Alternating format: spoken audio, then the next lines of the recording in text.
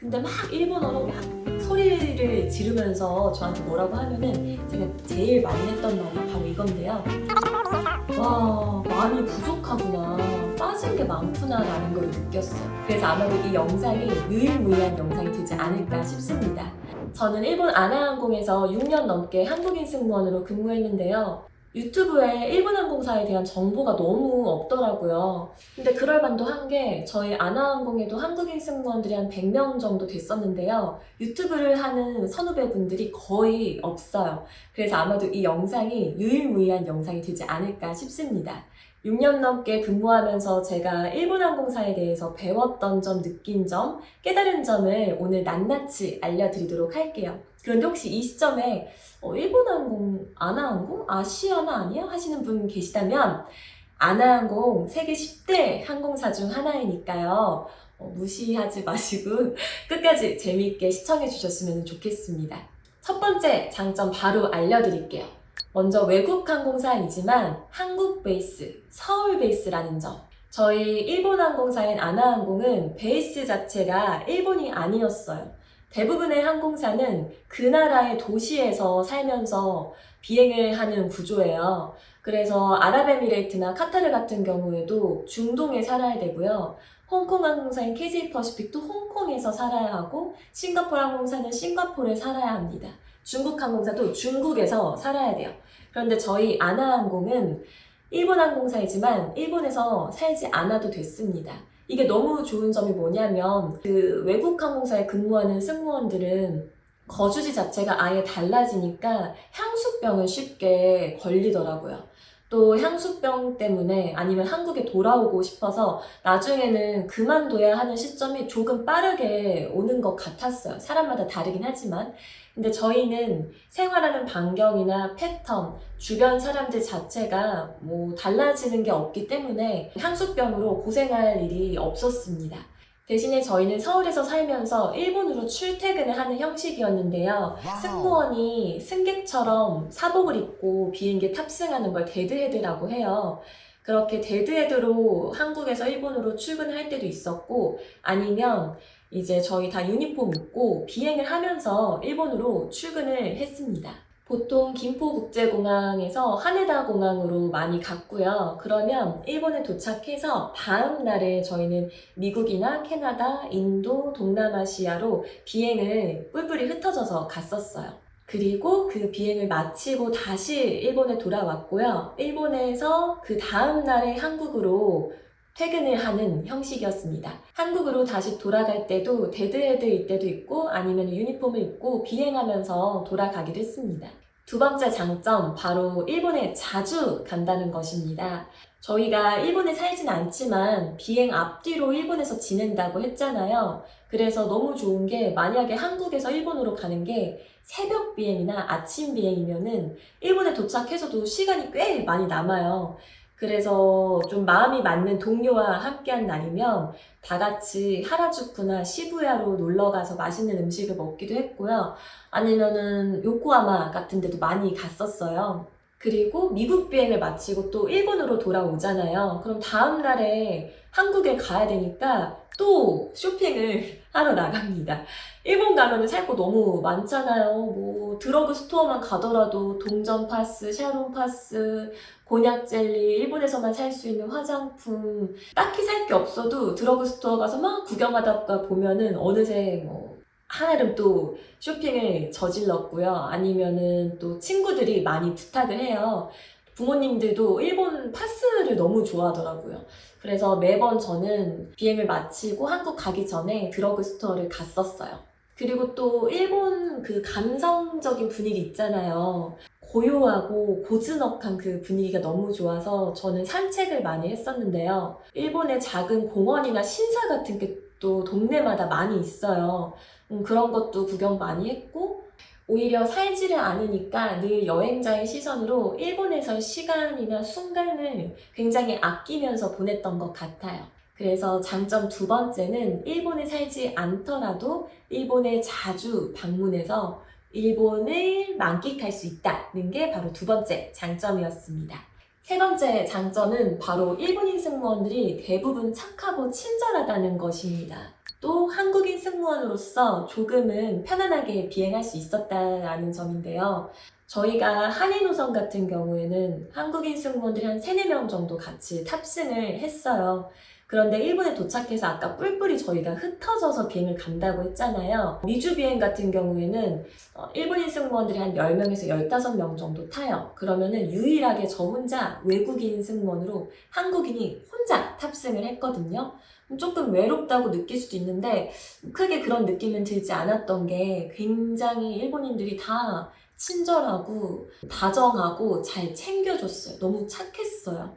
또 그들 간에는 어떤 시니어리티 문화가 조금은 엿보이긴 했지만 저희는 조금 외국인 승무원, 외국인 노동자 같은 느낌이었기 때문에 굳이 저희한테까지 어떤 군기 문화를 일삼지는 않았었어요. 그래서 되게 편하게 비행을 했었고요. 또 일본인 승무원이 엄청 그 리액션 좋잖아요. 야사시 하잖아요. 제가 한 번은 워싱턴 비행을 했을 때 나 지난주에 워싱턴 갔다 왔는데 이렇게 말을 운을 띄니까 일본인 승무원들이 스고이 혼토 데스까? 뭐 이렇게 하는 거예요. 근데 아직 얘기 시작도 안 했는데 워싱턴 비행에서 있었던 일을 얘기해야 되는데 워싱턴 갔는데 이 얘기만 해도 막 이렇게 하니까 그냥 너무 경청해주는 느낌, 저 존중받는 느낌을 진짜 크게 받았었습니다. 그리고 한국인 승무원으로서 조금 편하게 비행할 수 있었다라는 게 무슨 얘기냐면 일본 국적이다 보니까 대부분의 승객분들이 일본인 승객분들이란 말이에요. 그런데 저는 한국인이잖아요. 그래서 조금 진상 승객 같다, 아니면 어렵거나 힘든 요청을 할 것 같은 승객분이다. 근데 막 일본어로 막 소리를 지르면서 저한테 뭐라고 하면은 제가 제일 많이 했던 말이 바로 이건데요. 모시하게 고자이마세. 와타시 한국인の乗務員ですので 니혼고가 조주잖아이 데스. 니혼진 좀을 연대마리마스. 이렇게 했거든요.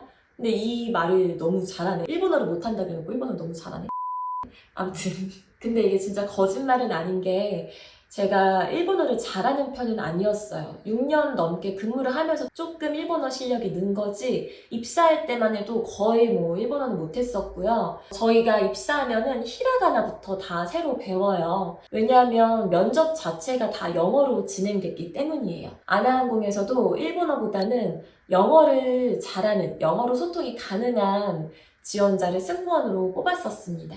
왜 그런지는 제가 다음 영상에서 아나항공의 채용 절차나 면접 전형을 설명해 드리면서 그때 다 말씀을 드릴게요. 아무튼 그래서 세 번째 장점은 일본인 승무원들이 대부분 친절하고 착했다. 또 한국인 승무원으로서 조금은 책임감을 가볍게 가지면서 편안하게 비행할 수 있었다라는 점입니다. 네 번째 장점은 바로 전 승무원에게 아이패드를 지급해 줬다는 점인데요. 제가 2012년 8월에 아나항공에 입사했거든요. 거의 10년도 전이잖아요. 근데 그 당시에 모든 승무원에게 아이패드를 지급해 줬었어요. 저는 이게 굉장히 파격적인 혜택이자 복지라고 생각을 하는데요. 왜냐면 아직까지도 국내 어떠한 항공사도 모든 승무원에게 아이패드를 지급해 주지는 않아요. 이 아이패드를 지급해 준다는 게 다른 의미가 아니라 그 안에 승무원이 꼭 봐야 하는 매뉴얼이나 방송문, 최신 지시공지 사항 등을 저희는 다 어플로 굉장히 편리하게 봤었어요. 그리고 교육대에도 막 이따만한 두께의 교재를 가지고 다니면서 교육에 임하는 게 아니라 아이패드 한 권만 있었으면 됐어요. 그런데 국내 항공사 같은 경우에는 교재를 가지고서 아직도 교육을 하고 있고요. 교재 아니면은 요즘에는 그래도 매뉴얼을 PDF 파일로 제공을 하더라고요. 그런데 조금 그것도 찾아보기가 힘든 형식이에요. 그런데 아나항공은 어플로 굉장히 편리하게 승무원들의 업무를 지원을 해줬었고요. 안전 관련 동영상이나 교육 커리큘럼 같은 것도 굉장히 체계적으로 정리가 되어 있었습니다.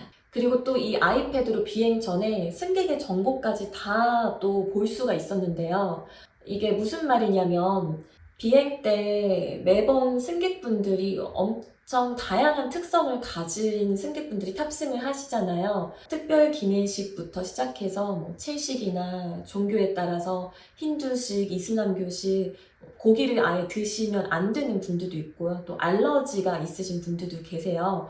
그런 거를 보통 국내항공사는 사무장이 비행 브리핑 때 승무원들을 모아두고 거기서 정보를 공유해주는 형식으로 이루어지거든요. 그런데 아나항공은 그 아이패드에 들어가서 비행 때 개별적으로 다 내 구역에 있는 승객분들의 성별이나 이름, 국적, 장애 여부, 특별 기내식 어떤 종류가 실리는지 이런 것들을 다 세세하게 볼 수가 있었어요. 그래서 훨씬 더 치밀하게 준비를 할 수 있었다라는 게 저는 정말 철저한 항공사구나라는 걸 느꼈습니다. 그렇게 같은 맥락에서 일본 항공사의 체계적인 매뉴얼을 배울 수 있었다는 것도 저는 장점 5번째로 꼽고 싶은데요. 저는 아나항공이 첫 번째 항공사다 보니까 얼마나 이 매뉴얼이 체계적이고 분석적인지 좋은지 잘 몰랐어요. 근데 저희 동기 언니들 중에 전지익인 언니들이 있었단 말이에요. 언니들이 와 진짜 이런 부분까지 매뉴얼로 돼 있다고? 막 자기들끼리 이야기하는데 그때는 뭐 그런가 보다 했어요. 그런데 제가 국내 항공사의 사무장으로 이직을 해서 국내 항공사의 매뉴얼을 보니까 와, 많이 부족하구나. 빠진 게 많구나라는 걸 느꼈어요. 이런 부분을 제가 다른 항공사의 LCC 항공사나 FSC 항공사에 다니는 친구들한테 물어보더라도 아나항공엔 있지만 아직 국내 항공사에는 없는 단계나 절차들이 꽤 있었습니다. 또 아나항공에서 저도 이직을 했지만 다른 항공사들로 이직한 동료들 있잖아요. 그 동료들과 같이 만나서 얘기하면은 와 근데 아나항공 진짜 이런 부분은 너무 잘 돼 있지 않았어? 라고 이야기를 나누거든요. 그러니까 서비스나 안전 관련해서도 아나항공은 승무원들끼리 크로스 체크, 더블 체크하는 게 엄청 많이 있어요. 예를 들어서 갤리 체크 같은 경우에도 자신의 안전구역, 서비스 구역 안에 갤리가 있는 승무원이 있어요. 이 승무원이 갤리를 먼저 체크를 하는데요. 여러분들이 나중에 비행기 탑승해서 갤리를 잠깐 이렇게 보시면은 스토이지가 엄청 많이 빼곡하게 탑재가 되어 있어요. 이 스토이지 안에 서비스 물품들이 또 잔뜩 담겨 있기 때문에 무겁습니다. 이 무거운 스토이지가 잠금 장치가 제대로 되어 있지 않으면은 이착륙 때나 또는 터뷸런스 때 떨어지면은 크게 부상을 당할 수도 있고 또 위험하거든요. 그래서 그 스토이지가 떨어지지 않게 레치, 잠금 장치가 다 있어요. 그런데 아나항공에서는 이 갤리가 안전구역인 승무원이 다 레치를 일일이 손으로 만지면서 체크를 해요. 뻔히 잠겨져 있는 게 눈으로 보이더라도 일단 손으로 먼저 만져야 됩니다. 터치 앤 체크라고 하거든요. 저는 교육 때나 아니면 비행 때 일본인 승무원들이 맨날 이거를 만질 때마다 로꼬깨, 로꼬깨, 로꼬깨, 로꼬깨라고 하는 거예요. 그래서 뭐 로꼬깨? 로꼬깨? 뭔 소리야? 했는데 이게 락 오케이더라고요. 그러니까 락 오케이, 락 오케이, 잠금 오케이, 잠금 장치 오케이 이거를 눈으로도 보고 손으로도 만지고 또 입으로도 소리를 내서 말하는 거예요. 그리고 그러고도 끝이 아니에요. 그러면 반대편에 있는 승무원이 포인트 앤 체크라고 해서 손가락으로 다 잠겨져 있는지를 한 번씩 확인을 합니다. 그래야 갤리 체크가 끝나는데요. 이거를 이착륙 전후로 매번 해요. 그런데 국내 항공사 같은 경우에는 이렇게까지 하진 않더라고요. 그냥 눈으로 보고 잠금이 안 되어 있는 스토리지가 있으면 그것만 이렇게 딱 고정 위치로 변경해 줍니다. 제가 되게 사소한 예시를 들었는데 이런 것조차도 일본 항공사는 굉장히 세세하게 매뉴얼로 다 되어 있다는 거예요. 그리고 실제로 승무원들이 그걸 다 따릅니다. 그래서 저는 굉장히 철저하구나. 이런 부분은 배워야 된다 라고 생각을 했었어요. 그리고 6번째 장점은 높은 월급인데요. 중요하잖아요. 저는 제가 되게 애국자라고 생각했었어요. 왜냐면 엔화를 벌어왔으니까. 한 달에 저희가 한 8, 90시간 정도 비행을 하면 많으면은 300 후반에서 400 초반까지도 받았고요. 또는 300 중반대가 거의 평균이었던 것 같아요. 이게 벌써 10년 전의 월급이고 또 신입으로서 바로 비행을 하자마자 받는 월급이어서 꽤 높은 편입니다. 그리고 쉬는 날도 국내 항공사에 비해서 많은 편이었는데요. 저희가 장거리 비행을 주로 갔다 보니까 다녀오면 한 오프가 2, 3일 정도 나왔었어요. 그런데 휴가를 신청하면 또 휴가가 다 거의 100% 승인이 되어서 나왔었거든요. 그래서 스케줄을 잘 계산을 해가지고 미주 비행 다녀와서 2, 3일 쉴 때 뒤에다가 또 휴가를 붙여서 쓰면은 거의 통으로 5, 6일씩을 쉴 수도 있었던 거예요. 그런데 국내 항공사는 일단 오프 자체도 거의 하루 이틀인 시기고요. 휴가도 승인이 되지 않는 경우가 많다 보니까 저는 이것도 정말 큰 장점이라고 생각했어요. 오늘 이렇게 아나항공의 장점에 대해서 이야기를 다 해보았는데요. 저는 제가 첫 번째 항공사로 일본 아나항공에 들어갔던 게 정말 큰 행운이었다고 생각을 해요. 왜냐하면 사실 비행한 지 얼마 되지 않아서 그만두는 승무원들도 많아요. 100대 1, 200대 1 경쟁률을 뚫고서 막상 들어갔는데 너무 힘들거나 또는 항공사의 문화가 잘 맞지 않거나 시니어리티가 너무 심해서 그만두는 분들도 계신데요. 저도 신입 때 시차나 기압차에 적응을 잘 못해서 매 비행 때마다 토를 하는 승무원이었거든요. 그래서 맨날 일본인 승무원들이 다 막 기억을 해. 우상, 표가 다이조부 됐을까? 오늘은 토 안 했어? 오늘 괜찮았어? 이렇게 물어볼 정도였어요. 토를 너무 비행 중에 많이 하니까 서비스에서 배제된 적도 많았고요. 어쨌든 동료들한테 민폐를 끼친 거잖아요. 그런데 전혀 눈치를 주거나 뭐라고 하는 분위기가 아니었어요. 오히려 걱정해주고 챙겨줬었거든요. 그래서 그 시기를 극복하고 나중에 몸이 좀 적응이 되니까 그때는 이제 토를 안 하더라고요. 아마 제가 6년 넘게 근무를 첫 항공사에서 할 수 있었던 거는 이렇게 좀 편안하게 승무원이 비행할 수 있게 밀어주고 지원해주는 시스템과 분위기 덕분이었다고 생각을 해요. 만약에 제가 국내 항공사에 인턴일 때 비행 때 토하고 서비스도 잘 못하고 이랬으면은 과연 정직 전환까지 될 수 있었을까? 이런 의구심도 들어요. 그래서 정말 아나항공이 저에게는 잘 맞는 항공사였고 또 좋은 기억으로 남아있으니까 이렇게 영상도 찍을 수 있었던 거겠죠? 그럼 다음 영상에서는 제가 아나항공에 입사할 수 있었던 저만의 비법과 면접 전형, 채용 과정에 대해서 낱낱이 분석해서 가지고 올 테니까요. 구독 꼭 눌러주시고요. 다음 영상에서 그럼 뵐게요. 안녕.